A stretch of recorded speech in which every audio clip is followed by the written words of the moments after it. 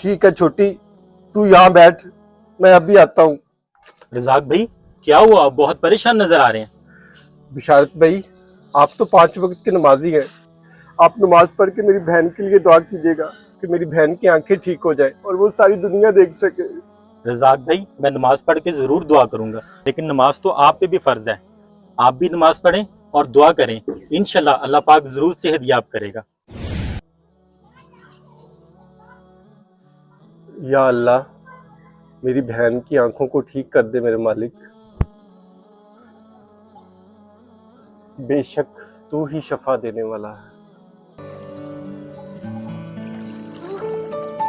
भाई मेरी आंखें ठीक होगी।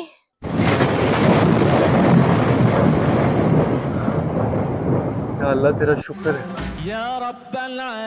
अगर आपको ये वीडियो अच्छी लगे तो शेयर लाजमी करें।